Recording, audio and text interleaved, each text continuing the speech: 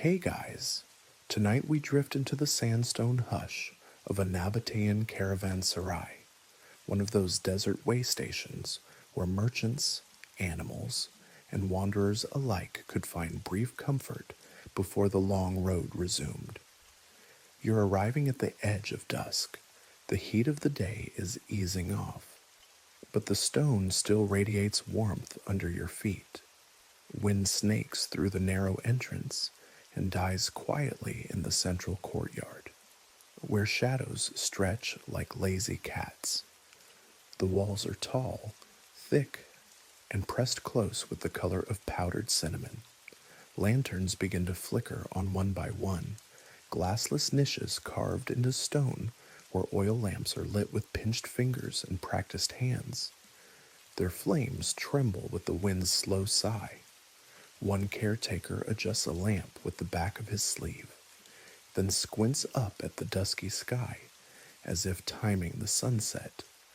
You walk under an archway that's been sandblasted nearly smooth, though some carvings still cling stubbornly to the stone. A faint line of Nabataean script above the entrance glows gold in the lamplight. Historians still argue whether those inscriptions were commercial mottos, sacred invocations, or just names left by patrons long forgotten. You step into the interior yard and blink as your eyes adjust. Camels groan nearby, shifting their weight as handlers begin to untie saddle loads and coax them toward the stables. The air smells of leather, dust, and something sweet, probably the last of the dried apricots from someone's pack. The stone under your sandals cools your soles, a relief after walking the packed earth for days. A soft rustling sound draws your attention, fabrics being unfurled. Traders are pitching makeshift bedding against the interior walls, where the stone offers some thermal consistency. Some prefer the covered alcoves, broad, bench-like depressions carved directly into the perimeter. Others lay mats in the open, daring the stars to spill secrets into their dreams. You pass a young boy spinning a small clay wheel on his finger. A woman nearby scolds him gently in a tongue you can't identify, and he scampers off toward a fire being kindled. You catch yourself smiling at the scene. Children, even in the middle of a major incense route, never change all that much. A small basin near the entrance ripples under the wind.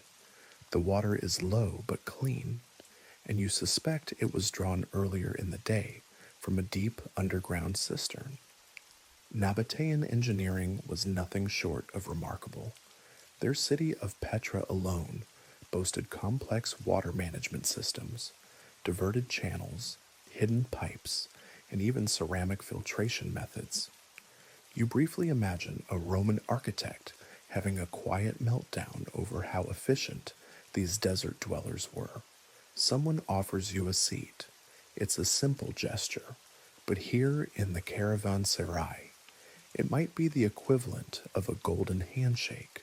You sit on a rolled mat, lean back against your pack, and let your shoulders soften. Overhead, the sky deepens into blue velvet. The first few stars peep out, joined by the scent of oil smoke and simmering lentils. The lanterns sway just a little, casting oval shadows that rock gently along the walls. A donkey brays somewhere in the stables, answered only by a chuckle from a nearby group of traders. One of them leans close and tells you, half joking, half warning, that there are spirits in these walls, old gods, he says in a thick accent, who whisper when the stone gets cold. He points to a faded carving of Dushara, the high Nabataean deity, barely visible behind a veil of sand.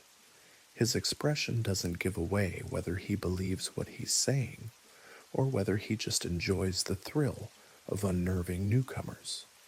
You stretch your legs and stare at the ceiling, or what would be a ceiling, If this space wasn't open to the sky, the walls around you are high and craggy, but they rise like guardians, not fences. You feel safe, even though you're only halfway across the desert. As your eyes begin to close, you think about how many other people have fallen asleep in this exact spot. Persian emissaries, Roman smugglers, monks on pilgrimage, maybe even the odd runaway or scholar on a field trip that got wildly out of hand.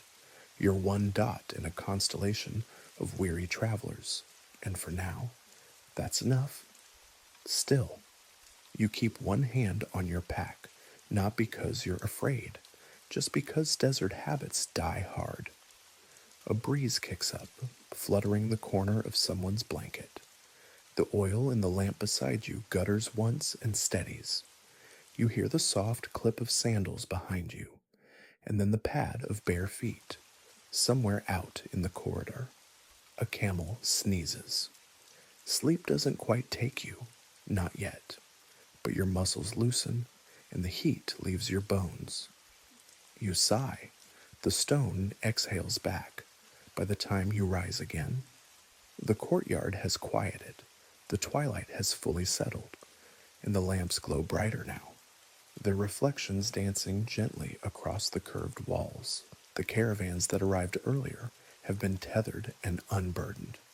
You move with the others toward the long side of the enclosure, where camels are being unpacked in orderly chaos, ropes untied, crates passed down, leather bags thudding softly onto packed earth.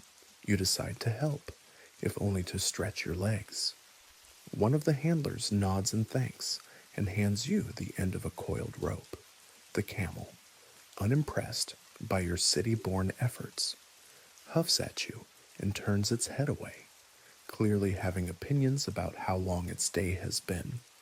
You grin and scratch its neck, earning a slight flick of the ear. Progress? The cargo varies, as always. You see baskets of frankincense resin, milky white nuggets that glimmer under the lanterns, stacked next to bolts of dyed cloth in ochre and indigo.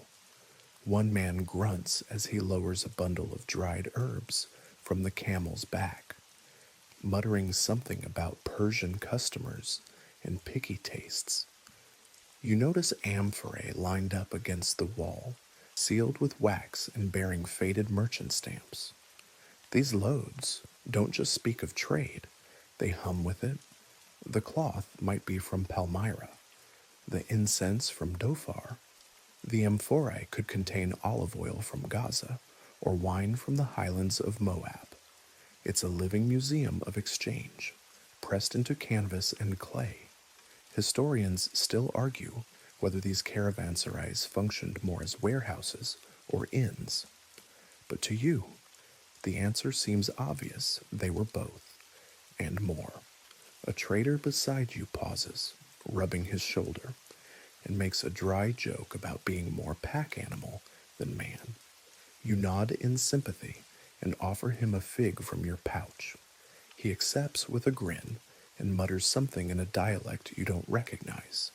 It might be thanks. It might be a weather report. Honestly, you're too tired to care.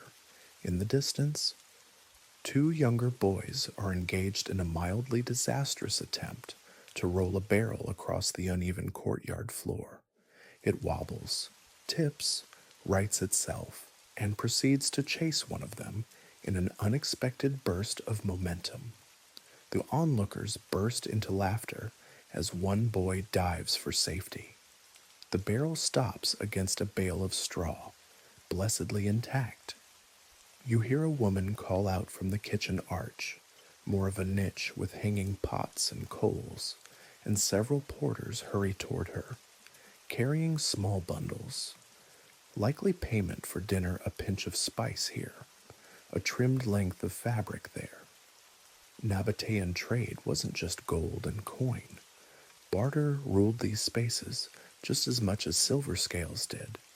You wipe your palms against your tunic. Dust clings stubbornly to everything here. You've given up on staying clean. Everyone has. There's a kind of honesty in that.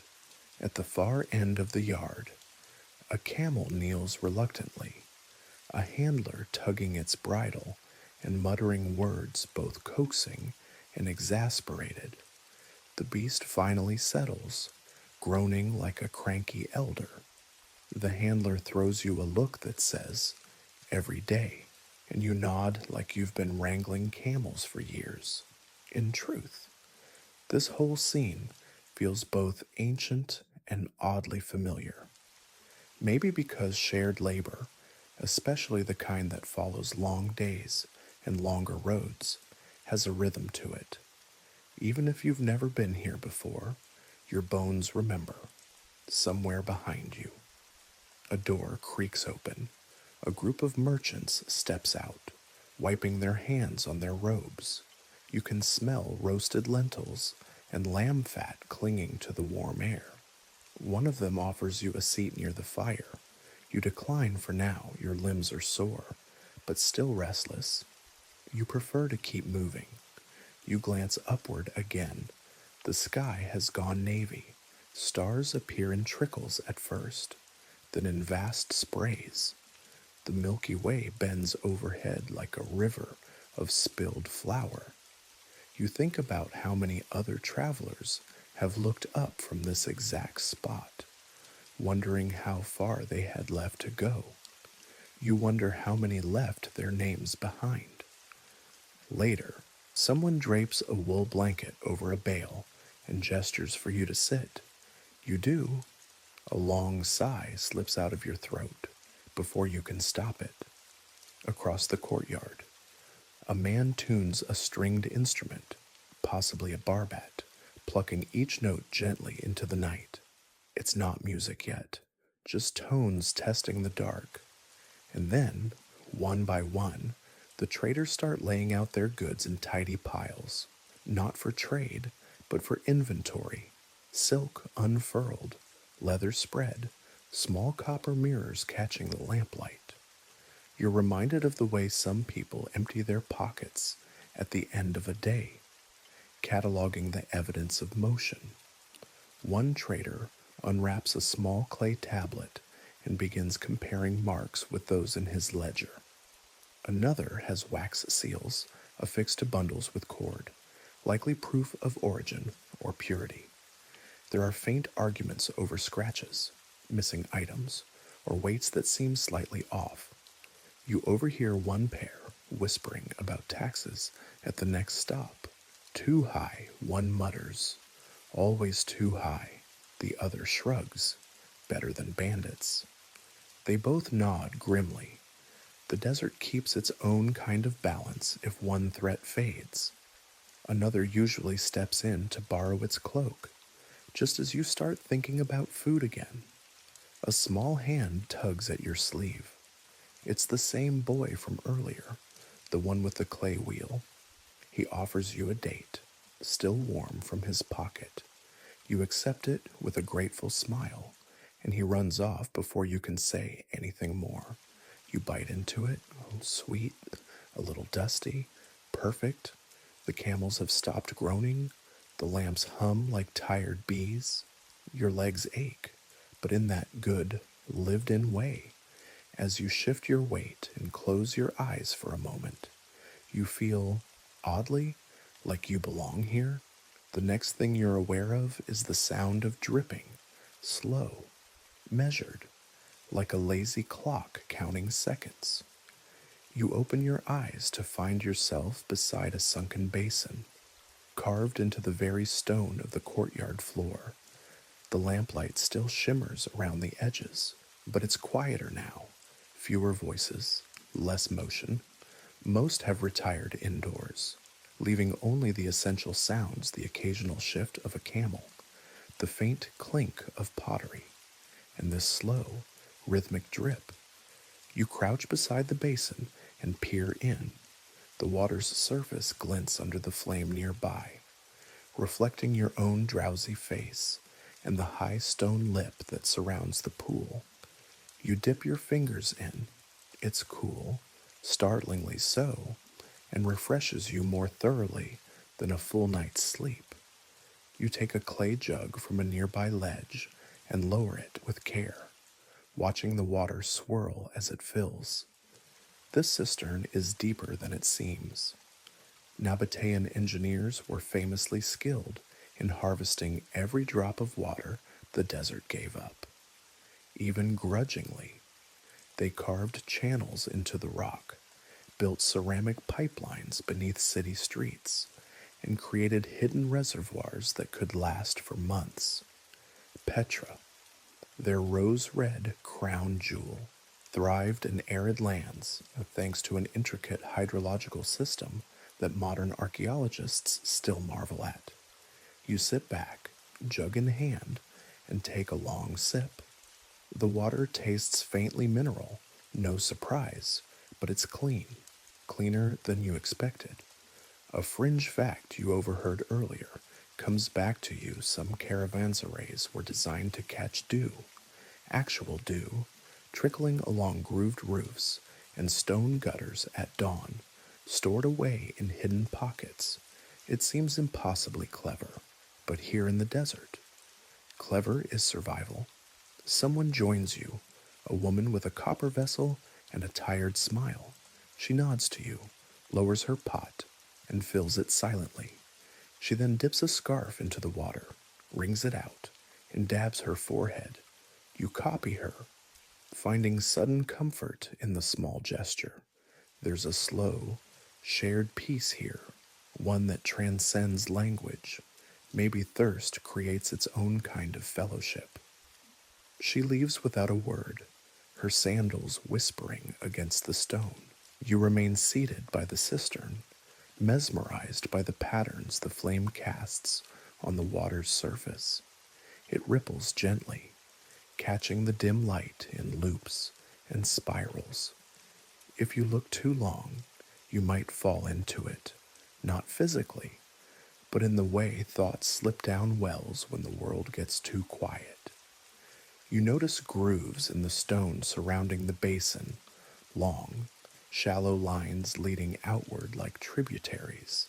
They seem ornamental at first, but on closer inspection, they're deliberate channels, designed not just for beauty, but for function.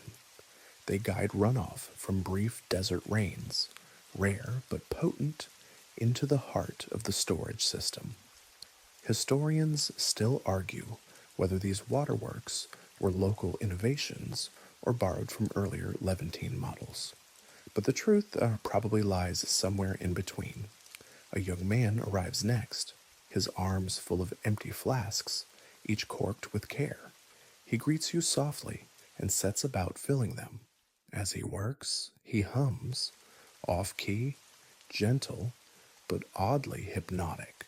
The tune loops over itself, something between a lullaby and a merchant's chant. You ask, quietly, where he's come from, Basra. He replies after a pause, and then adds, maybe Damascus next, maybe not. The uncertainty doesn't seem to trouble him. He speaks again, this time pointing to the carved arches above the cistern. My grandfather said one of these pillars was built upside down, he says with a half smile. No one knows which one. They say it keeps the place humble. You laugh softly, unsure whether he's joking, and he laughs too, confirming nothing. He finishes filling his flasks, nods to you, and disappears into one of the narrow passageways. You stay seated, your hands damp and cool, your shoulders loose. You glance around the courtyard. Most fires have shrunk to embers now. Someone has hung a lantern on a nail hammered into the stone wall, and it sways slightly with the breeze. The shadows it casts dart and stretch like soft-bodied creatures. It strikes you that this cistern isn't just a piece of technology. It's a kind of hearth, silent, reflective, and always in use. No roaring flames, no grand feasts, just water, drawn quietly, handed from person to person. It connects the travelers more than any common tongue. You get up slowly, joints creaking in protest, and carry the half-full jug toward your alcove. On the way, you pass a stack of woven mats leaning against the wall.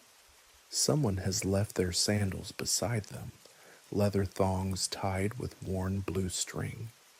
You wonder briefly who they belong to, and whether they too will drink from the cistern before sleeping. You set the jug down beside your bedding and stretch. A soft groan escapes your mouth before you can stifle it. Someone nearby answers with an identical noise, and the two of you chuckle in silent solidarity. The jug sweats onto the stone floor, its coolness bleeding into the heat-trapped rock. You consider lying down but hesitate. Your muscles are tired, yes, but your thoughts are still wide awake, wandering across centuries, across empires, across dry lands made briefly soft by water and stone, somewhere out in the dark. Another jug dips into another basin. You can almost hear it. You think about Petra, buried aqueducts, cisterns hidden beneath temple floors, about whether the builders thought their work would last this long, whether they guessed that long after their names had been rubbed out by time. Their stonework would still be holding the desert's breath. You lie down slowly. The jug is cool against your side. You close your eyes, and the dripping sound continues, the same rhythm, the same hush, and slowly, sleep begins to edge closer, drawn by water, rock, and silence. By the time you rise again, drawn by the sound of low voices and the unmistakable scent of cooking flatbread. The courtyard has filled with warmth once more, not from sunlight, but from fellowship. The fire pits are now aglow, surrounded by crouched figures passing bowls, tearing bread, and pouring something steaming from a brass kettle. You're pulled in without invitation. That's how it works here. You settle beside a woven mat laid flat on the stone. It's a shared space. No names, no reservations. Just a quiet agreement that anyone who sits brings their hunger and their ears. A hand offers you a round of flatbread, still warm and pliable. Another gestures toward a ceramic dish of mashed dates, spiced lightly with cardamom and something vaguely peppery. You dip, you chew, you nod thanks. The taste is earthy, sweet, and just a bit smoky. Nabataean food, it turns out, is nothing fancy, but it has endurance. There's lentil stew being passed around in broad wooden bowls, the consistency thick enough to eat with fingers if you have to. You take a scoop and savor it slowly, grateful for something hearty. The stew carries hints of dried herbs, and maybe even fermented milk, tangy, slightly sour, but deeply satisfying. Across from you, a man is arranging bundles wrapped in waxed cloth. He sees your curiosity and opens one inside. You spot cured meat, strips of something dark and glossy, likely goat. It smells of smoke and salt. He breaks off a piece and offers it to you with a shrug. You accept. Chewing slowly, it's tough, but flavorful, and after a few bites, you're surprised how comforting it is. To your right, someone is breaking figs apart with stained fingers. They've been dried until leathery, then rehydrated with warm water and left to sit with cinnamon bark.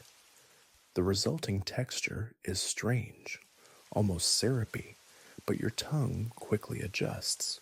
You ask where the figs came from, and the man beside you responds, "The King's Highway." His voice is thick, his accent sharp. He could mean anywhere between Egypt and Syria. You decide not to press. A clay jug is passed around, something fermented, likely date wine. You sip, it's sweet, yes, but there's a bitterness beneath, something grounding. One of the porters chuckles as you cough a little. Takes a few tries, he says. thumping his own chest. First time tastes like vinegar, second time like memories. Someone to your left asks if you've ever tasted mare's milk. You shake your head. He grins and mimes the taste with a dramatic wince. Around the fire, quiet laughter rolls like water. It's not boisterous. No one here is drunk, but it's sincere. Exhaustion has softened everyone. Humor is slower, gentler, funnier somehow. The woman who brought the bread earlier returns with another tray, this time bearing thin slices of something pale and spongy. You recognize it as a kind of cheese, pressed and dried under the sun. Then shaved thin, it squeaks between your teeth. Someone explains that it's made with rennet from fig sap, not animal stomach, and that certain Nabataean sects preferred it for spiritual reasons. Historians still argue whether this distinction was religious, economic, or just regional snobbery. You've stopped asking for clarification. You just nod and keep chewing. The fire crackles beside you. Ash drifts like lazy snowflakes. A man leans forward, palm flat against the earth, and begins to recite something. His voice is steady, rhythmic. You can't understand the words, but the cadence is hypnotic. It's a trade poem. Someone whispers, memorized lines passed from merchant to merchant, listing safe routes, warnings, and codes disguised as verse.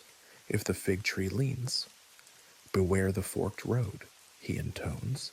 If the spring is sweet, the tax is near. It sounds like a nursery rhyme until you realize it's been saving lives for centuries. You shift and glance at the others. They're entranced, too, not because the poem is new, but because it's familiar. It's part lullaby, part ledger, something both ancient and useful.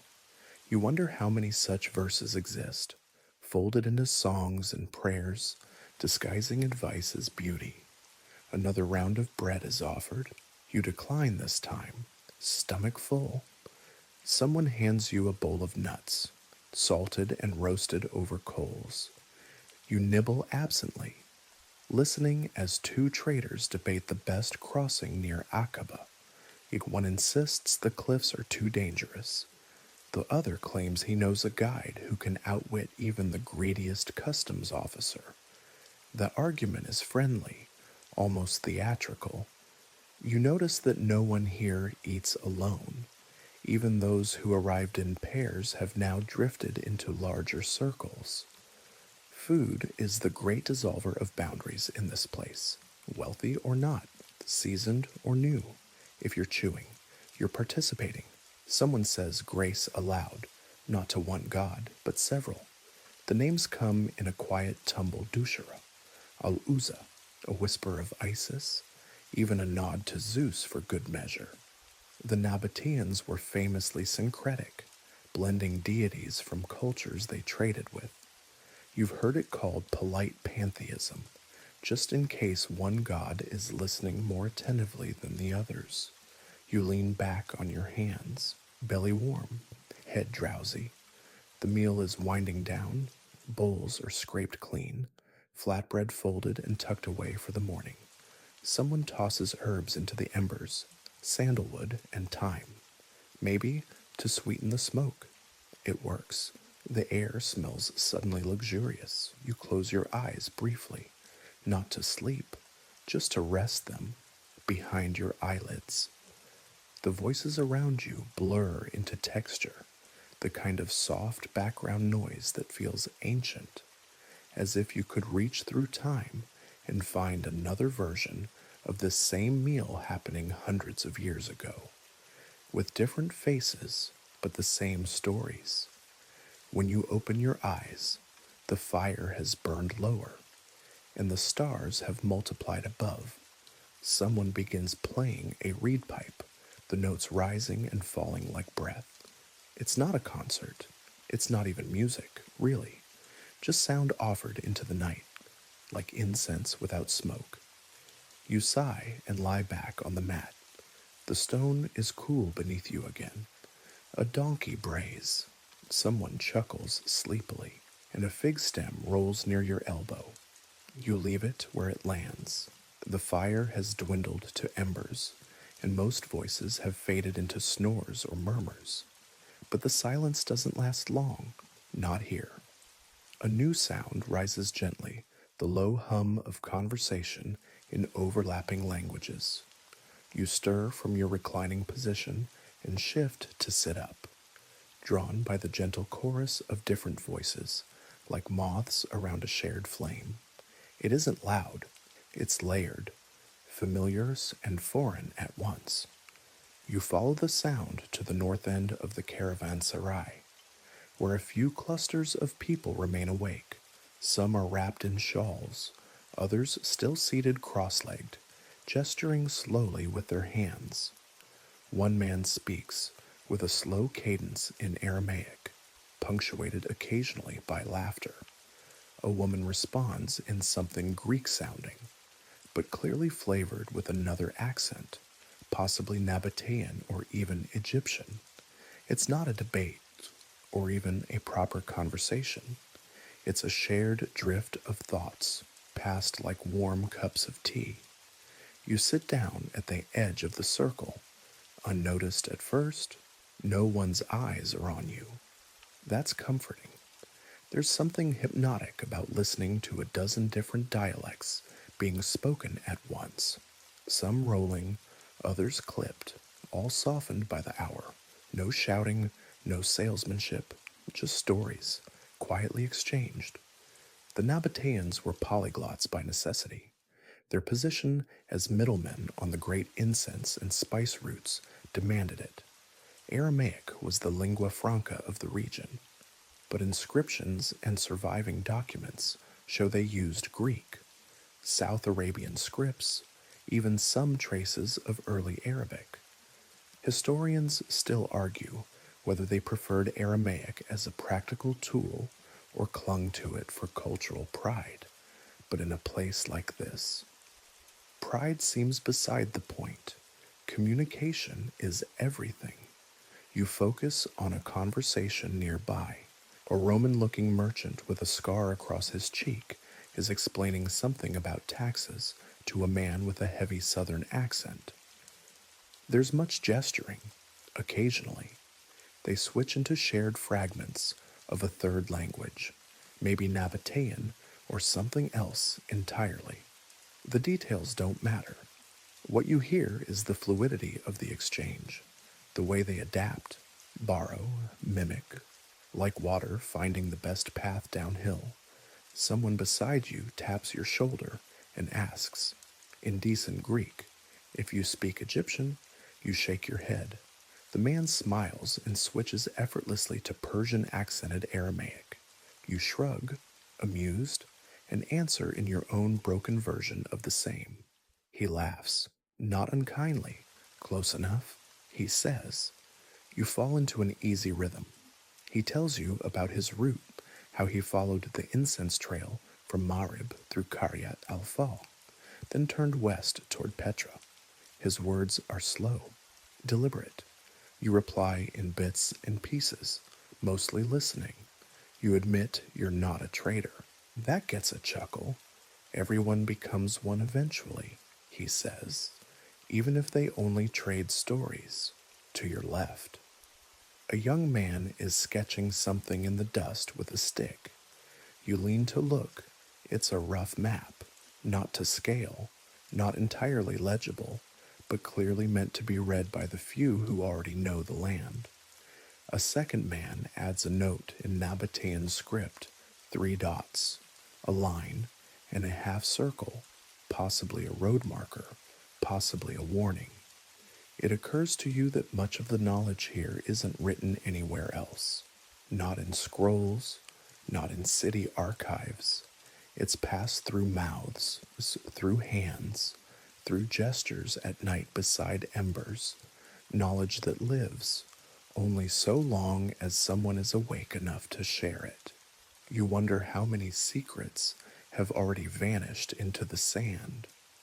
A woman with a hawk feather braided into her hair, speaks suddenly in a low, sing-song voice. The group quiets. She's telling a parable, something about a desert jackal who tried to mimic a lion and got caught in his own echo. You don't catch every word, but the laughter that follows is easy to understand.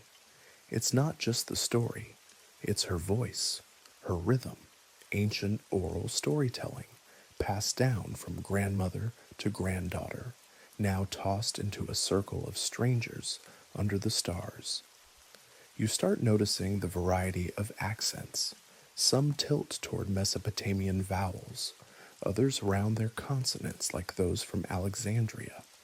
There are hints of the Red Sea coast in a boy's sharp syllables, and possibly even a Gallic curl in one grizzled man's R. The languages mingle. Some speakers code switch mid-sentence. Others lapse into shared silence, punctuated by nods. You notice that no one tries to dominate the conversation. It's an egalitarian kind of noise, a quiet democracy of tongues beside you. Someone draws a symbol in the sand. You ask what it means, the man answers. That depends who's asking.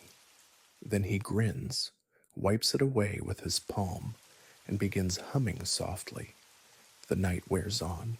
A few people peel off, bowing slightly as they leave. Others recline right where they sit, cloaks pulled over their heads. You shift your weight and stretch, joints clicking in the cool air. One of the remaining speakers turns to you and says something in a tongue you don't know at all, something old, maybe Nabataean itself. You raise your eyebrows. He chuckles and says, "It means good night, if you're ready." You nod. The soundscape begins to thin, voices fading, breaths deepening. Only a few remain. The circle is smaller now, quieter. You leave slowly, not wanting to break the spell. As you pass one last pair talking softly, you catch only a phrase, as if the stars are listening. You think maybe they are, as you meander back through the courtyard, drawn more by instinct than intention. Your attention lands on a wall you hadn't really noticed before. Not just a wall, really, more of a surface scattered with faint etchings, a tapestry of names and symbols layered atop one another like lichen. You drift toward it, the stone cool and dim beneath your fingers. It's not official graffiti, nothing sanctioned or curated. This is personal, casual, impulsive, scratched into plaster or rubbed in with ochre, left in charcoal or pressed in with fingertips and smuggled pigment. Names, mostly, traders, scribes, porters. You read slowly, squinting. Hadad, son of Tema, Julia from Damascus, Datar the weaver, safe arrival, praise be. Some are scratched in Greek, others in Aramaic or Nabataean script. A few are just drawings, stylized camels, spirals, even what looks like a perfectly round pomegranate. There's a set of tallies carved beside the words, 3 weeks, no theft. Someone below that has added, much later, for now. You trace one name with your finger. It's almost rubbed away. The edges are softened by time and wind. You wonder how long it took to be forgotten. This wall isn't just a message board. It's a declaration of survival, of presence. These marks weren't meant to last forever, yet here they are, fragments of private lives left behind like footprints in wet sand. You smile at the thought that for at least one person, immortality came by way of a dull tool and an idle hand on a warm evening. Historians still argue whether these messages were deliberate inscriptions or just idle doodling, but you know better now. You can feel the urgency in the scratched lines, the need to say, "I was here, I mattered," even for a night.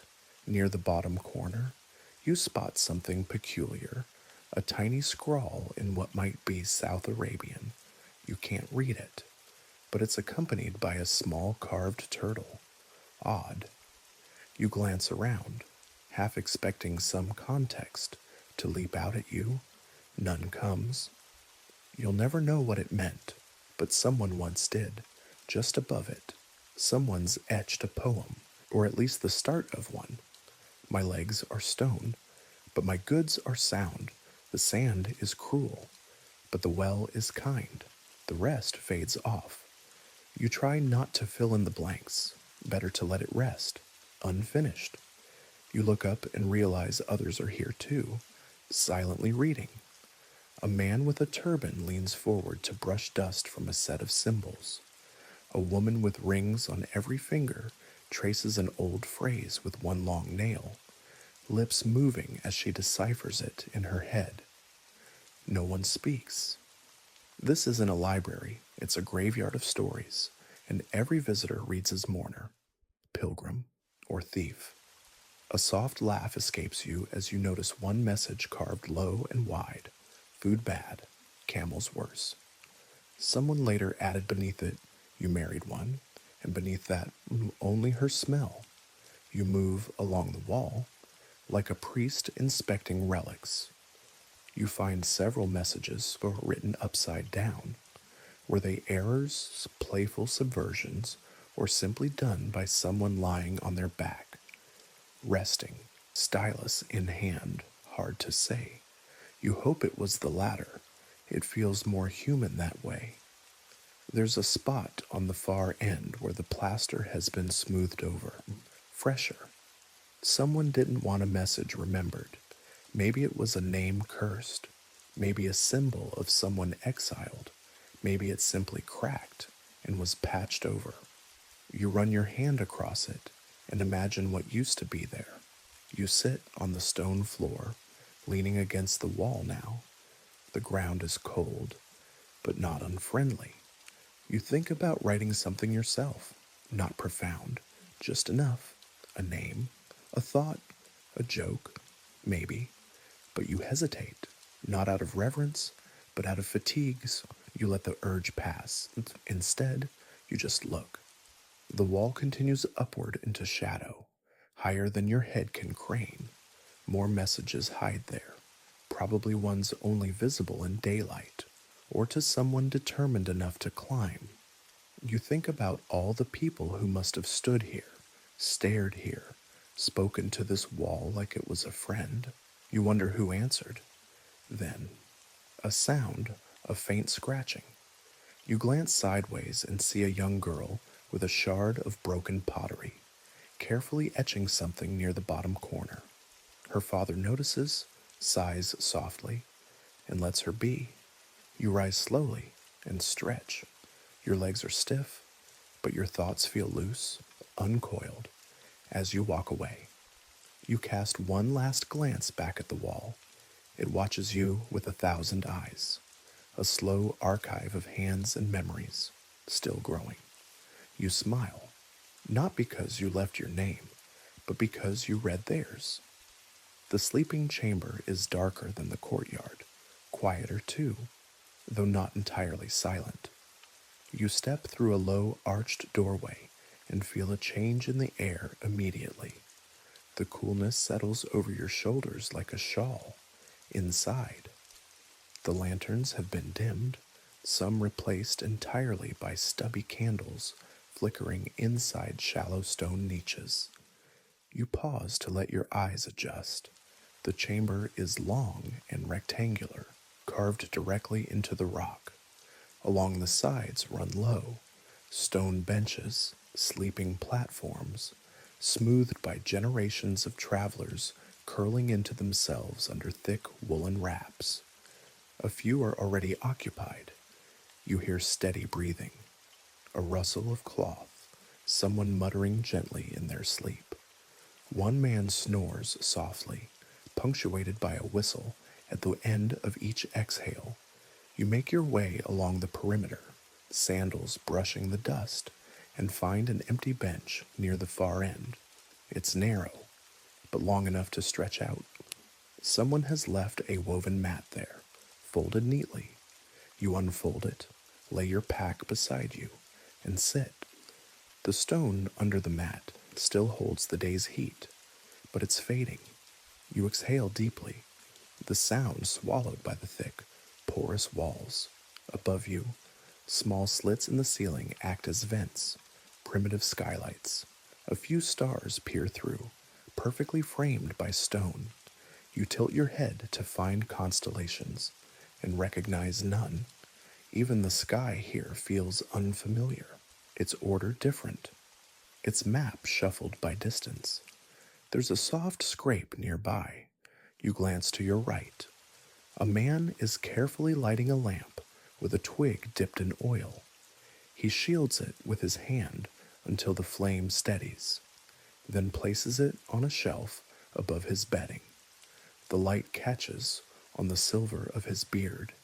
He nods to you once, then lies back with a grunt and crosses his arms over his chest like a resting statue. The Nabataeans were known for their architecture, but their ability to make stone feel like home might be their true legacy.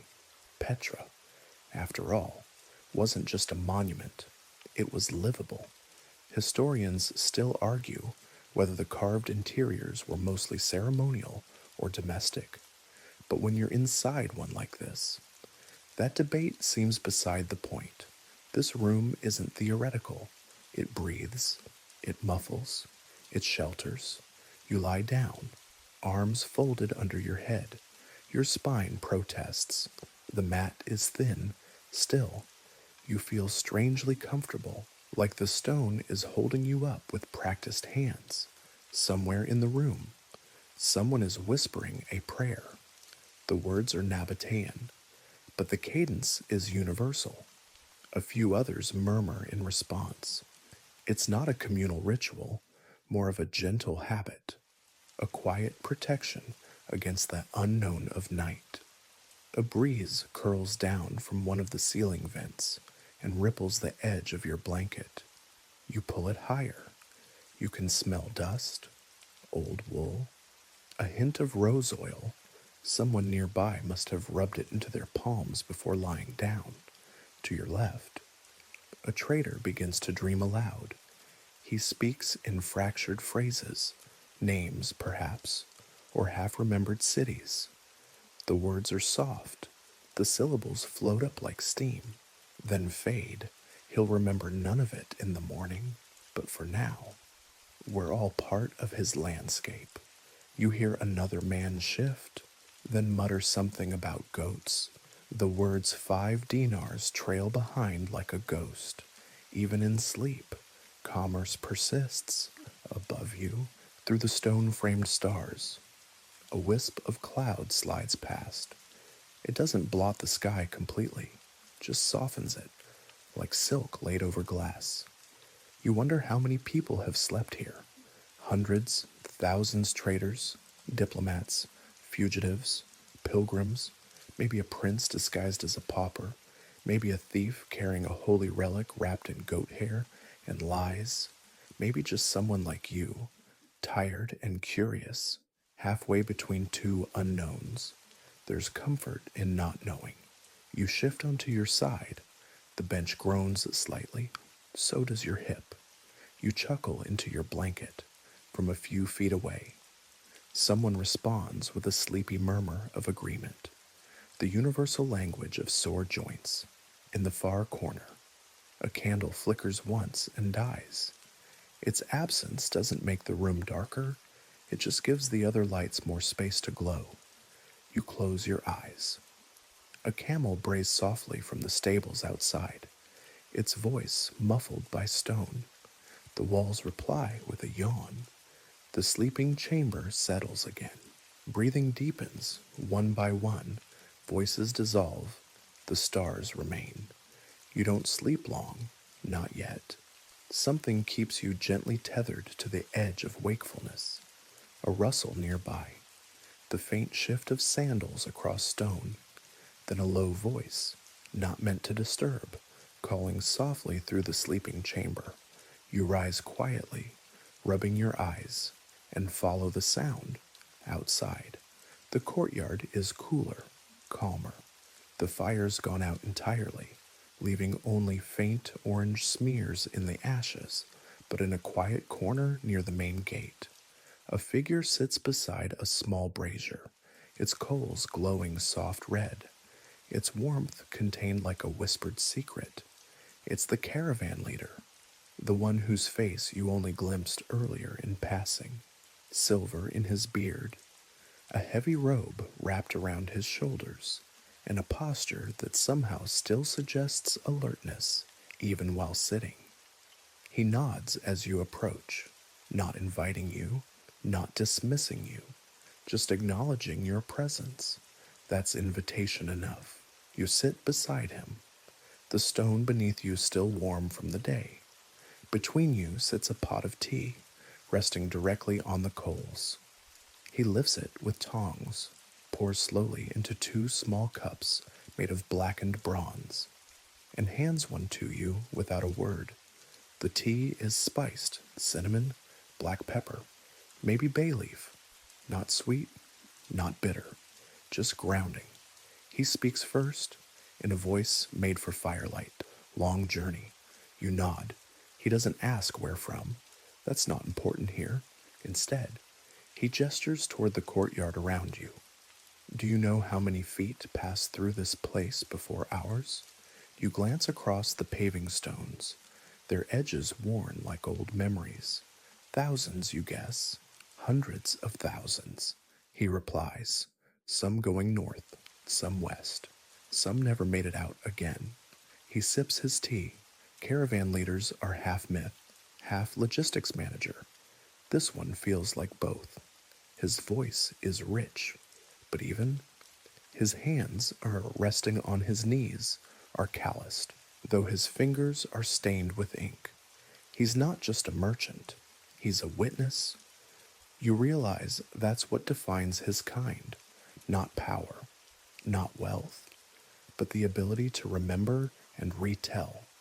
He tells you about a route once used to avoid Roman checkpoints, an old goat trail marked by a gnarled acacia and a rock shaped like a sleeping lion. No map shows it, he says. You have to feel it in your ankles. You smile, and he nods as though that's the correct response. He describes an oasis so salty that birds refuse to drink from it, but the mud is excellent for poultices. He talks about a mountain pass where his caravan once faced down a small army of bandits, only to win them over with a barrel of spoiled wine and a flute player who knew bawdy Egyptian songs. Never underestimate music, he says, or fermented fruit. You laugh softly, and he allows himself a crooked grin. His eyes catch the starlight. They look tired but vast. Then he grows quiet, turning his gaze toward the high stone walls. There was a time, he murmurs, when we needed guards posted every hour of the night, when gold was heavier and greed was hungrier. But now, peace is good for business, less thrilling, he admits, but more predictable. He sets his empty cup down beside the brazier. You ask him how many years he's been on the road. He shrugs, more than I care to count. A pause, long enough to know what matters. You glance at him, waiting. Dry feet, he says, an honest camel, and tea hot enough to remind you that you're still breathing. It's not profound, but it feels true. He leans forward and stirs the coals with a poker. Sparks leap up, then settle again. The roads are long, he says quietly. But nights like this are what the journey buys. He doesn't elaborate. Somewhere in the shadows, a pair of guards murmur to each other. One holds a spear tipped with bronze, though it rests loosely in his hand. There's no threat here tonight, just the ritual of readiness. The leader watches them for a moment, then turns back to you. Do you know what caravan means? He asks. You start to answer, then stop. He waits. It comes from Old Persian, he says finally. Caravan. It meant travelers in a group, not soldiers, not merchants, just people, together, sharing the dust. You sip your tea. He stands then, slowly, joints cracking like tree limbs. Rest well, he says. There's always more road. You watch as he disappears into one of the narrow corridors, his robe trailing like a tired banner behind him. You remain seated, letting the last of the tea go cool in your cup. The brazier crackles softly. You realize the conversation wasn't meant to teach you anything. It was just a pause, a stretch of quiet beside a stranger with too many stories to carry alone. Above you, the stars shift slightly. You hear a camel sigh in its sleep. You breathe in, and the air tastes of spice and ash. You breathe out, and the night holds it for you. You drift through the caravanserai again, feeling softer, heavier. But something stirs your curiosity, a scent in the air that doesn't quite belong to ash or sweat or lentils. It's richer, almost intoxicating, spicy sweet with a resinous undercurrent. You follow it like a sleepwalker. It leads you toward a modest storeroom, tucked beside the animal pens. The doors open just a crack, and a guard nearby gives you a nod that says, "Go on, just don't touch anything." You step through, inside. The scent wraps around you in full. Frankincense, myrrh, possibly storax or galbanum. It's not overpowering, just ever present, like incense trailing behind someone who left the room an hour ago, but somehow didn't quite leave. The space is dim but orderly. Baskets and amphorae line the walls, some sealed with wax, others open to the air. Stamped tags dangle from cords, some in Nabataean script, some Greek, so there are long crates of spices. Too, cardamom, cinnamon, turmeric, each layered in muslin and straw, their colors barely visible in the low light.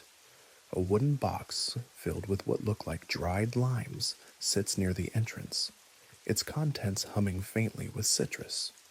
You walk slowly, eyes adjusting. The scent of frankincense, and especially, grows stronger the deeper you go. You pass a low table covered in charcoal dust and fine powder. Someone was sorting here earlier, measuring, possibly blending. You notice an abandoned knife coated in dried resin and a cloth still damp with oil. Whoever worked here knew what they were doing. Historians still argue whether the Nabataeans merely transported these goods or played a deeper role in refining them. But given the presence of tools, scales, and careful labeling, you suspect this place is more than a waypoint. It's a processing hub, a place where the trail's riches are curated. The incense trail itself is almost mythic. It ran from what is now southern Oman and Yemen, up through western Arabia, then across to Petra and onward to the Mediterranean. Goods moved slowly, by camel, by foot, across punishing terrain, but the profits were divine. Rome's elite burned frankincense in quantities that would make your nose bleed. Temples demanded it, tombs were packed with it. Even Caesar couldn't get enough of the stuff. You pause beside a jar that's been left open. Inside are nodules of resin, off-white, almost translucent. You pick one up. It's lighter than it looks, like brittle candy. You bring it to your nose. The scent is complex piney, lemony, smoky, ancient. It's strange to think this little chunk of hardened tree sap might have been more valuable, ounce for ounce, than silver. But here in the quiet of the storeroom, surrounded by sacks and jars and stillness, you can understand why. It's more than a scent. It's a signal, a memory disguised as smoke. Behind you, a voice murmurs in Greek-accented Aramaic. That batch is from Dhofar, harvested during the last waxing moon. You turn to find a man seated on a stool, his back half in shadow, carefully wrapping a handful of resin nuggets in palm fiber. He glances at your startled face and chuckles. Didn't mean to scare you. You ask if he works here? He shrugs. I manage the weights and the rotations. Make sure nothing is stolen, nothing gets wet, and nothing rots. He picks up a stick of myrrh and breaks it in two with a crack. The scent bursts out, earthy, almost metallic. This batch isn't mine, though. Belongs to a man from Gara. You can smell the difference. You ask if he's ever followed the trail all the way south. He nods, eyes distant. Twice. The first time nearly killed me. The second, I married someone. He doesn't elaborate. You don't push. He offers you a sliver of dried bark, possibly cinnamon. Chew, he says. You do. It burns, slightly, then sweetens, then lingers. From Kerala, he says, 4 caravans ago. You sit beside him for a while, watching as he catalogs a tray of goods. He uses no numbers, just colored pebbles placed in a grid. You ask if he worries about theft. He laughs, not from outsiders. He says, but traders steal with compliments. You thank him and move toward the door again, reluctant to leave the scent and quiet behind. Before you exit, he says, when you return to the city, tell them we don't deal in incense, we deal in memory. You nod. It makes perfect sense. Outside, the air feels sharper, cleaner, but the scent clings to your cloak. You rub your hands and still smell resin, somewhere near the stable. A guard sneezes violently and mutters something about cursed spices. You pass through the courtyard once more, which is now nearly deserted. The sky has lightened, just slightly. The stars are still visible, but the dark has softened. You feel a little like incense yourself warmed, altered, and slowly evaporating into the night. You make your way back across the courtyard, trailing that lingering perfume of resin and spice, until you're stopped, not by a person, but by a presence, a carved alcove set into the stone just past the sleeping quarters, barely lit, but unmistakably sacred. The niche is shallow but tall, its edges framed by faded red and black paint, probably once vibrant, now dulled to earth tones. Inside stands a sandstone idol, small and time-smoothed, its facial features nearly worn away by years of wind, fingers, and reverence. Beside it are others more figures, smaller still, some barely more than stone lumps shaped like heads or torsos. Offerings have been left, dates, pebbles, a copper coin tarnished green. Someone has tied a strip of blue cloth to the wall. It flutters faintly in the breeze, the only movement in the otherwise still space.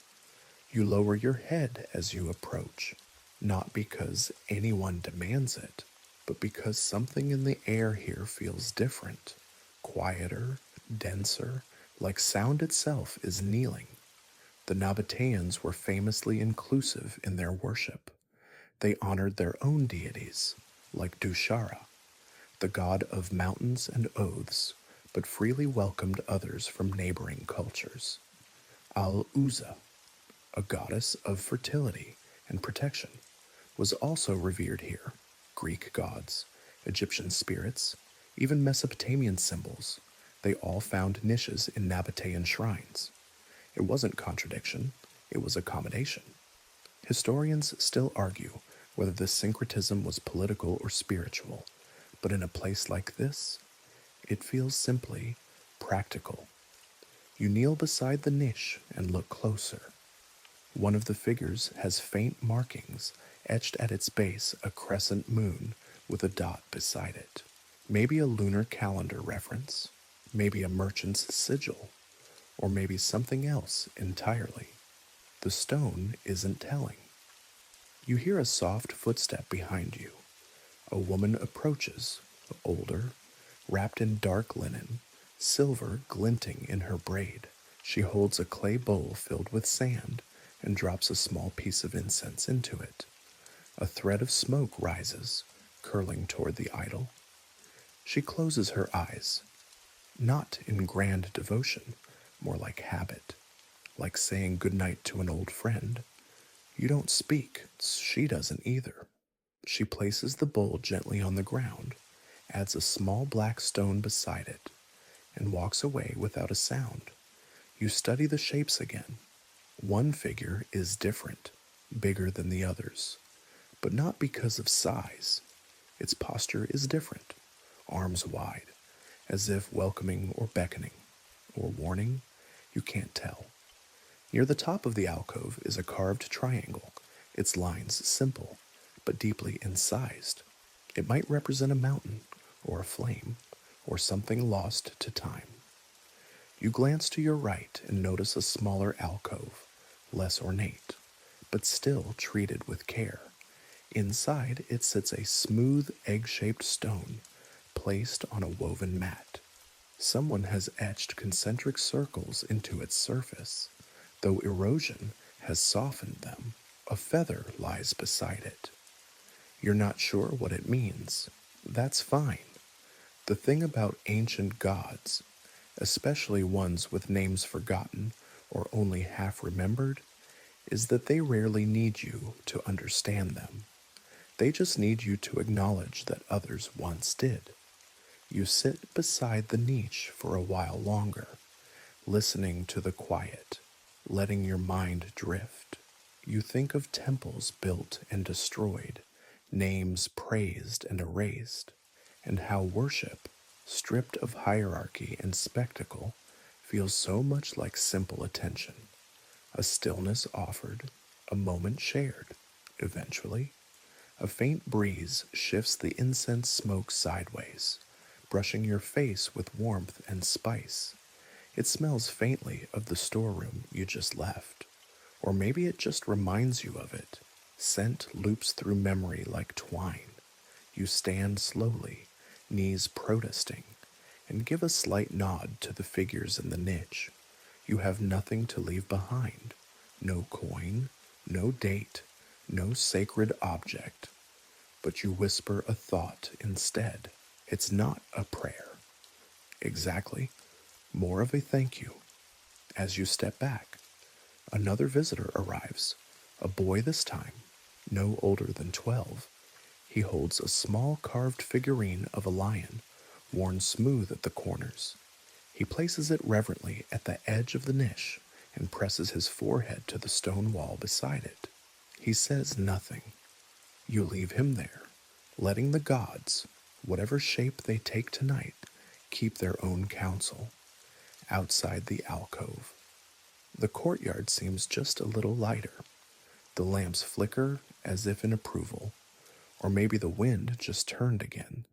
You continue walking, footsteps soft, behind you. The incense smoke coils, drifts, and vanishes into the ceiling vents, up into the open night, toward the stars that remember more than you ever could. You're nearly ready to rest again. But something about the slow scratching sound near the passageway tugs at your curiosity. You follow it, weaving past rolled mats and empty bowls, until the noise becomes clearer. Scritch, scritch, pause, scritch. Tucked into a narrow alcove barely big enough for two people sits a Nabataean scribe. He's hunched forward, face close to a piece of parchment stretched taut on a wooden board. A small oil lamp glows beside him, its wick trimmed to a tiny blue flame. He doesn't look up. The stylus in his hand glides with a rhythm that suggests this is more habit than effort. You linger near the entrance, not wanting to disturb, but he speaks without turning. You can come closer, just don't breathe on the ink. You step lightly. The air smells of oil, wax, and dry parchment. His robes are ink-stained, especially around the cuffs. One sleeve has been pushed up and tied with twine to keep it out of the way. His left hand steadies the page. His right draws characters, long, looping, precise, Nabataean script, though now mixed with Aramaic notes and a few Greek annotations in the margins. He dips the stylus into a tiny pot of thick, dark ink and continues. You watch as he writes a line in Nabataean cursive, then dots a space with what seems like a coded mark, a circle with 2 slashes, like a sunrise over tracks. Merchants, he says, noticing your glance. They want records they can understand. Not too formal, not too poetic. No one wants poetry when they're counting bolts of cloth. You sit quietly beside him, cross-legged. His voice is soft, almost monotone, but not unkind. He tells you he's been working here for 12 nights, copying inventory logs and trade records from various caravans. No 2 ledgers match, he says dryly, but somehow they all claim to be correct. He points to a row of figures on the parchment, lists of quantities, weights, and currencies. Do you know how many ways we measure a mina? He asks. You shake your head. 7, 8. If you count the Egyptians, no one agrees. Everyone pretends they do. He smiles to himself, then leans in closer to continue writing. The letters flow like wind-carved grooves in stone. The Nabataeans, you recall, weren't just traders, they were organizers. Their scribes kept records that stretched across cultures and languages, often using shorthand codes and visual markers. Historians still argue whether they developed their script independently or evolved it from Aramaic roots. What's certain is that their scribes were multitaskers, accountants, translators, and cultural middlemen all in one. Sometimes, he says between lines, we embed messages in the margins, not secrets, just commentary. If a camel was temperamental, if a merchant lied about weight, if the wine was particularly terrible. He chuckles. Future scribes need to be warned. You peer at the document more closely. In the bottom corner is a tiny doodle, 2 camels, one upright, the other on its back. You ask about it. Collapsed before Aqaba, he says. Merchant blamed the heat. Camel blamed the merchant. You smile, but he's already back to work, focused entirely on the next line. The ink glistens as it dries. You're struck by how much meaning can be held in such narrow space. Paper is rare, expensive. Every inch matters. So does every decision. When to use script, when to switch tongues, when to add commentary, and when to stay silent. He pauses briefly, lifts his hand, and blows gently across the page. The ink settles. He sets the board aside, takes another sheet from a stack tied with fiber twine, and starts again. This time, he draws lines before writing, neat columns to separate goods, origins, destination points. You ask if he ever writes for himself, something not meant for trade. He hesitates. Then sometimes, he doesn't elaborate, that seems fair. Behind you, the night deepens. The stars through the ceiling vents look clearer now, as if the air has scrubbed itself clean. The scribe leans back, rotates his wrist, and sighs softly. The ink dries faster when no one talks, he says, not unkindly. You take the hint before you leave. You ask him one final question, why write all this by hand, when it will likely be rewritten later or ignored entirely. He thinks for a moment, then answers, because someone always reads it. Eventually, you nod, rising slowly, your joints groan. The scribe dips his stylus again and returns to work without a goodbye. You step into the corridor, footsteps light, behind you. The scratching begins again, a quiet act of preservation, a small resistance against forgetting. You slip back into the courtyard again, now feeling like a familiar visitor instead of a wandering guest. The sky above has shifted shades. It's no longer night's deepest velvet, but something lighter, like soot fading from a flame. But the caravanserai hasn't quite stirred yet. It's the hour between sleep and responsibility. And yet, near one of the storerooms, you catch the unmistakable cadence of a disagreement. Two voices, urgent but not aggressive. You follow them with hesitant steps, drawn less by nosiness than by the ritual of morning friction. There, lit by a single hanging lamp, two traders stand hunched over a small stone table. Between them lies a wooden balance scale, its pans dangling gently. On one side, a small sealed jar, on the other, several carefully weighed stones, and beside those, trouble in the form of a frayed parchment and a clay seal that has clearly been broken. One man, short and broad, gestures at the scale, his voice low and emphatic. The other, taller and dressed in layers of dusty white, folds his arms, unconvinced. You edge closer, pretending to adjust your sandals. You're not the only one listening. Another merchant leans nearby, casually inspecting a crack in the wall with theatrical indifference. The argument centers around weight, or more precisely, about what counts as a fair unit of measure. The sealed jar was supposed to contain 2 minas of saffron, an expensive gamble even for experienced traders. But the balance now says otherwise. The tall man insists the scale is incorrect. The short one insists the saffron is short. Neither will admit fault. You spot the issue almost immediately. The stone weights aren't standard.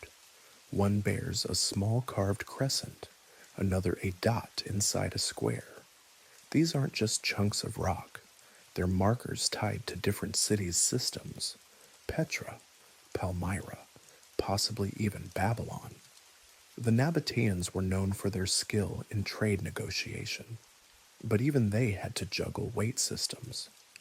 Historians still argue whether they ever created a unified standard. Some suggest they carried conversion charts etched on tablets. Others think they relied on scribes to do the math in real time. Eventually, a compromise is reached. The jar is reopened. Its contents reweighed using a third set of weights, this one clearly older, rounded at the corners from long use, the result still short. The saffron trader curses in Greek. The buyer mutters in Aramaic, and both agree to shave a sliver off the price and move on. Pride bruised, but not broken. The crowd thins. One of the bystanders, a woman chewing what looks like dried ginger root, turns to you and whispers, "Every trade begins with trust and ends with excuses." Then she walks away, humming a tune that doesn't seem entirely friendly. You glance back at the scales. One pan still sways slightly, a metaphor too obvious to ignore, nearby. Another merchant begins checking the wax seals on his amphorae.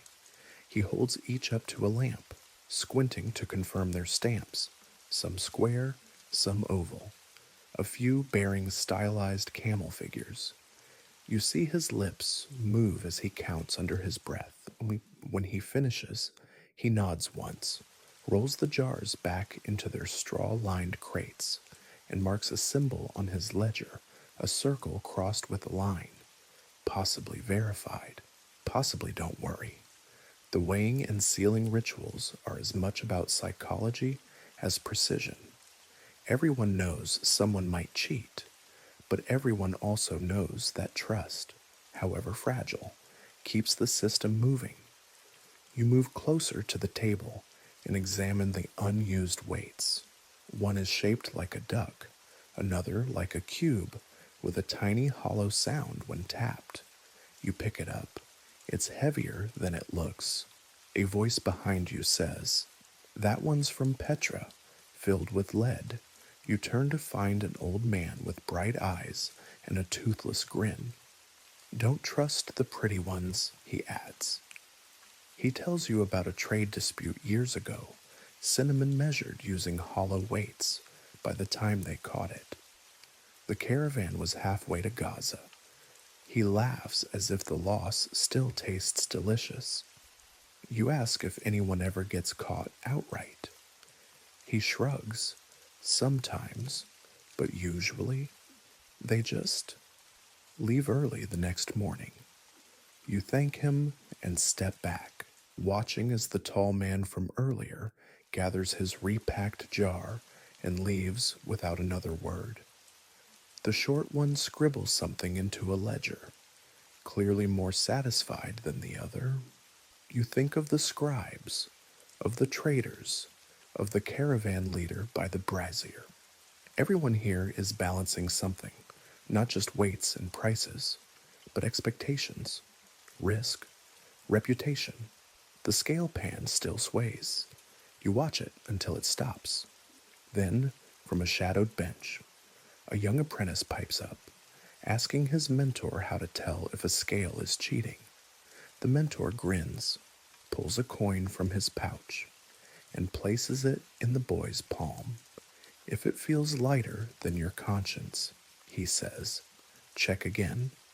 You leave the scene of the scale dispute behind, your thoughts still orbiting lead-filled duck weights and saffron controversies. But as you round the corner into one of the quieter wings of the caravanserai, a different kind of scene unfolds. A cluster of travelers, seated in a loose circle around a boy no older than 12. His tunic is too clean for a regular porter, his hands too soft for loading amphorae, but his eyes, wide, darting, star-caught, tell you everything. This is his first journey. The boy's voice stumbles over excitement. He's describing the caravan's departure from Bostra, the dust in the streets, the smell of boiled beans his mother packed in a pouch, the way the camels blinked like confused philosophers. Around him, older men nod with knowing amusement, letting the boy's enthusiasm run unchecked. You sit quietly at the edge of the group, unnoticed at first. The boy recounts how he almost fell asleep in his saddle on the second day, until the caravan leader threatened to tie him to a goat. A ripple of laughter spreads through the circle. One grizzled merchant claims he was tied to a goat once. No one knows if he's joking. The boy continues. He talks about seeing desert foxes dart from behind rocks, about a mirage that shimmered like a silver river, about the moment he first saw Petra's rose-colored cliffs from a distance and thought the city had been painted for royalty. You watch the adults watching him, seasoned traders, scarred porters, and middle-tier scribes, all giving him space to tell it wrong, to exaggerate, to wonder out loud. They know this first journey is the one that lingers, the one that becomes myth in a man's mind. One man interrupts gently to correct the name of a route. Another reminds him that the hill near Aqaba isn't called Crying Rock, but Sleeping Dog. The boy absorbs it all, undeterred. He's not rattled by correction. He's thrilled by it. He's building a map in his head. And tonight, it's being filled in by firelight and approval. You recall something someone said earlier, that everyone becomes a trader eventually, even if they only trade stories. And this boy, he's a future merchant of memory.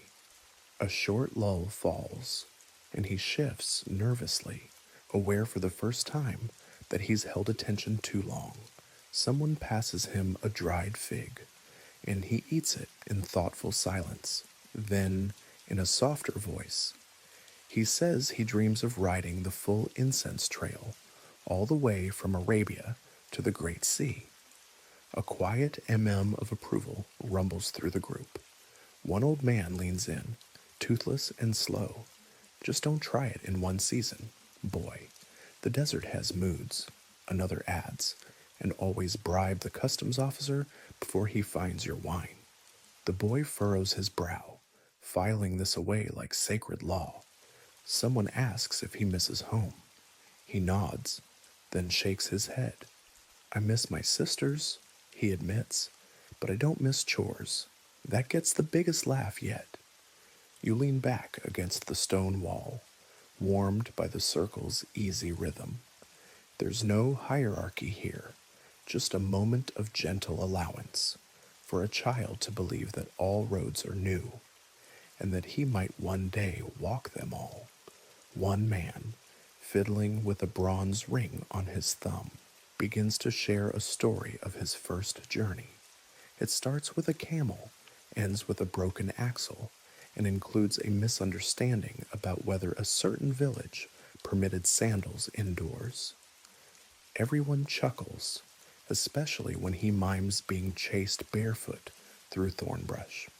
Soon, another man chimes in, then a third. So the boy listens now, eyes wide again, nodding as if each tale is a verse in a song he's only just learned to sing. You think about how knowledge passes in places like this, not in scrolls, but in laughter, not in decrees, but in pauses. It doesn't require status, only presence. The boy pulls a wool blanket over his shoulders, suddenly yawning. One of the merchants, seeing his drooping eyelids, nudges a saddlebag closer and tells him to lie down. Dreams travel farther when your head's warm, he says. The boy obeys without protest, curling beside the bag like a pup beside a hearth. Within minutes, he's asleep, one hand still curled as if grasping reins. The others continue their quiet chatter, voices lowered. The boy's presence now folds into the night, like a story waiting to be told again tomorrow. You rise quietly, stretching out stiff legs, and move back toward your sleeping bench. As you glance back, the group has shifted, fewer voices now, fewer sparks from the fire, but the boy remains still, dreaming of mirages and winding trails. You wonder if he'll ever know how many people let him speak, just to keep the story alive a little longer. You hope he never forgets. The breeze has cooled noticeably by the time you hear the soft jingle of bronze, not the clatter of trade or the heavy clink of money-changing hands, but the deliberate, steady ring of something ceremonial. You follow the sound instinctively, ducking beneath a low lintel and stepping into a narrow corridor that winds upward with gentle steps. At the top, a watchtower rises like a quiet sentinel above the rest of the caravanserai. It isn't tall, just high enough to survey the courtyard, the stables, and the surrounding desert in a wide, patient sweep. You step inside and find a single man pacing along the perimeter. He's young, likely not more than 20, with sharp eyes and a loose sash tied at the waist. A bronze bell dangles from a short leather thong at his hip, swaying with every step he takes. The soft ringing marks his rhythm.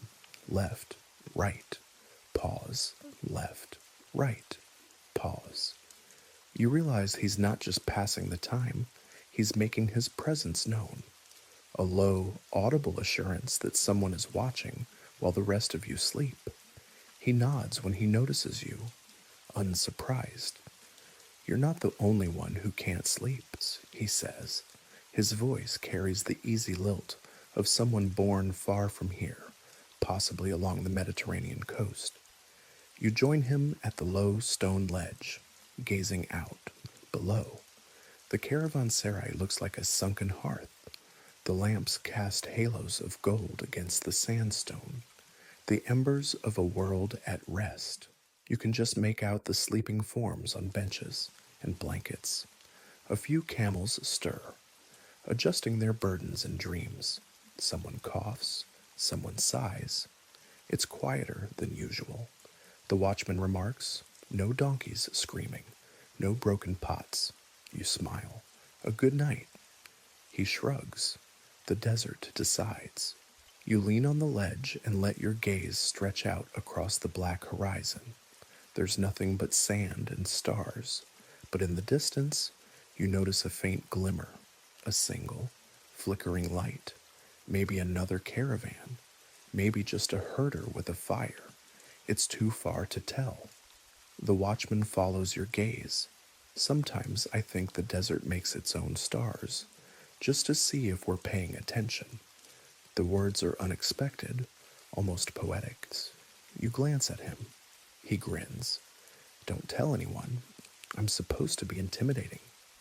The bell rings again as he resumes his pacing. You follow for a few steps, matching his rhythm. Left, right. Pause. There's something comforting about it. Predictable, ritualized. You ask him if he's ever had to fight anyone. Twice. He replies, once was a drunk merchant, the other time was a snake. The merchant was worse. He laughs. You do too. He pulls something from his sash, a small curved blade, mostly ceremonial now, judging by its worn handle and dull edge. Not much use against a serious threat, he admits. But most people don't want to fight. They want to be seen. He tells you about his training, how he learned to scan the desert for shapes that didn't belong, how to listen for footsteps that didn't match the rhythm of sleep. It's not about shouting alarms, he says. It's about noticing the one thing that's a little too quiet. You ask how he stays awake every night. I don't, he replies. I nap standing up, haven't fallen off the tower yet. He rings the bell again, lightly this time. The sound is round and hollow, like a thought brushed into the air. The Nabataeans valued their night watchmen. In places like this, where goods, animals, and strangers converged, the first line of protection wasn't a wall, but a person who stayed awake. Historians still debate whether these towers were military or ceremonial, but after watching the watchmen pace, you suspect they were both. Practical vigilance, wrapped in ritual. He pauses beside a narrow window slit, the kind used for both spying and arrow shots. I like this hour best, he says. It's too late to be late, too early to be early. It just is. You nod, understanding. He lets you hold the bell for a moment. It's heavier than it looks, cool in your hand. You shake it gently. The sound is soft but clear, like a question with no answer. You hand it back, and he hooks it at his side again. You should sleep, he says. We'll be loading the camels before the sun changes its mind. You thank him and begin the slow walk back down. He resumes pacing, left, right. Pause. The bell rings once more behind you. As you re-enter the courtyard, the wind shifts slightly. One of the lamps flutters. The embers in the central fire pit pulse once, then settle. The bell above continues its rhythm. Someone's watching, someone's awake. And so, the rest of you can finally rest. You return to your corner of the sleeping chamber, where the bench you claimed earlier is still warm from your earlier rest. The stone exhales around you, quiet and familiar now, like a bed that remembers every sleeper. You settle in, folding the wool blanket over yourself, the sense of dust, smoke, and cinnamon rising as you move. But your eyes are not yet ready to close. You find yourself staring up through the narrow ceiling vents once again. The stars have shifted. They always do. A few have begun to fade at the edges, early signs that dawn is preparing its slow approach. But for now, the world holds its breath in darkness, a faint movement beside you. The boy from earlier, the wide-eyed apprentice, has shifted in his sleep. His blanket has slipped off one shoulder, and he murmurs softly, caught in a dream. You reach over and adjust the fabric, tucking it in. He exhales, content, curling in like a cat beside a fire. The chamber is mostly still. A few other sleepers breathe audibly. Someone snores gently. Someone whispers a prayer without waking. The silence isn't empty, it's shared, and it folds over you like the night's last exhale. You think back to all the faces you've seen, the scribe hunched over his parchment, the incense sorter who spoke in memories, the boy who dreamed of long roads and generous camels, the caravan leader beside his brazier, the watchman pacing above the stars, all strangers, and yet somehow not. You close your eyes and picture the caravanserai from above, a circle of flickering light in the middle of an endless dark, an island not of water, but of pause, of breath, of sleep. It doesn't ask where you came from. It doesn't care how long you'll stay. It only asks that, for one night. You let the road stop moving beneath you, that you let silence be your companion, that you let stone hold you like an old friend, one by one. The sounds around you soften. A cough tapers off into a sigh. A donkey shifts once in its stall, then falls still. The bell in the tower no longer rings. The watchman must have paused, or perhaps he's watching now without sound, letting his eyes replace his steps. You lie on your back, feeling the curve of your spine pressed against the stone, the gentle pinch of your blanket at the ankle, the way the mat beneath you has molded to the shape of your rest. You listen for nothing, and nothing replies. Kindly, the air moves like fabric now, softer, slower, rising with each breath and settling as you exhale. The oil lamp near your bench flickers one last time, then snuffs itself out with a quiet hiss. And still, the stars watch. Still, the night lingers. Still, the walls hold every secret, every dream, every footstep recorded in dust and laughter and whispered oaths to forgotten gods. You let your thoughts slow, not by force, but by invitation. There is no need to remember now, not the names, not the weights, not the cities waiting on the other side of sunrise. Only this is the feel of sandstone beneath your palms, the scent of dates and myrrh, the hush of sleep shared with strangers you never needed to name. You shift once more and feel your breath settle.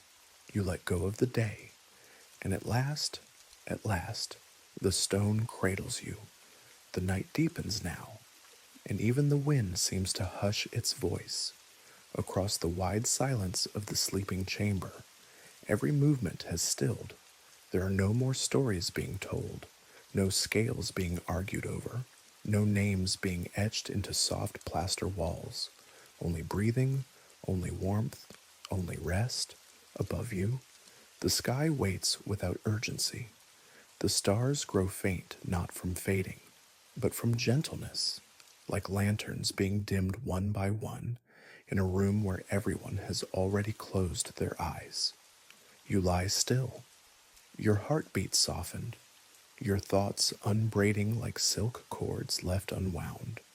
There's nothing more to carry, not your footsteps, not the miles you've walked, not the questions about what lies beyond the next gate. All of it, for now, can remain here, left behind like a bundle of spare cloth tucked against the corner of a wall. Even your memories feel quieter, like they've curled up in the corner to sleep too, and as your mind loosens its grip, the stone beneath you does not grow cold.